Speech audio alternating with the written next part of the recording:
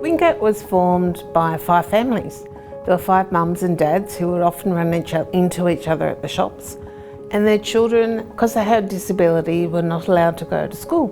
So they decided to get together themselves and make their own school, and that was the first beginnings of Windgap. The first family that was at Windgap was the Kendall family, and Chris, who is still at Windgap, is turning 76 in July.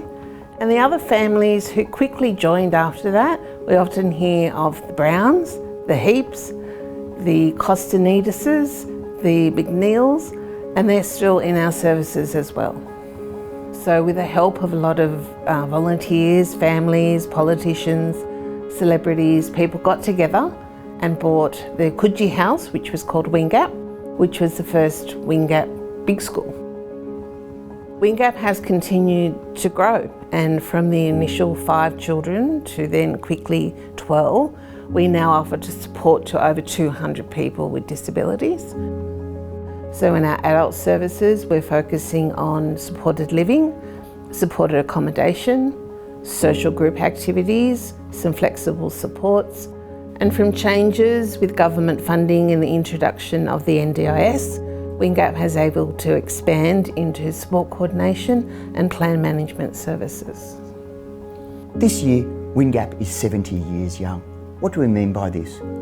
What we're talking about is standing on the shoulders of those that have come before us, those that have dedicated themselves to building a rich history and an absolutely sustainable organisation, taking that and leveraging that into contemporary and best practice to ensure that the organisation continues to satisfy the needs of our participants. At the forefront of our minds is sustainability, that we're making decisions that look into the future and make sure that we're going to be around for another 70 years and beyond. I've known about Windgap all my life. It was in Mount Street, in the original house, when I was growing up as a child. And we knew about it and the good work that it did. And so we thought, well, that would be an excellent place for Susan to start off her working career. I've been here for 20 years.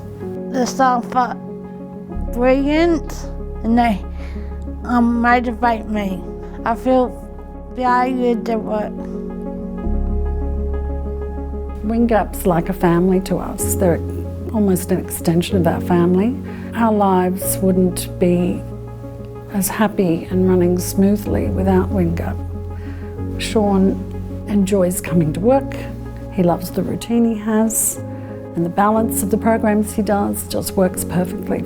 I feel proud when I come home. Being able to continue to support children who were 5, who are now in their 70s, is a great achievement.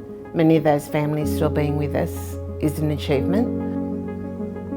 Being voted Best Workplace 2021 and 22 is a great achievement.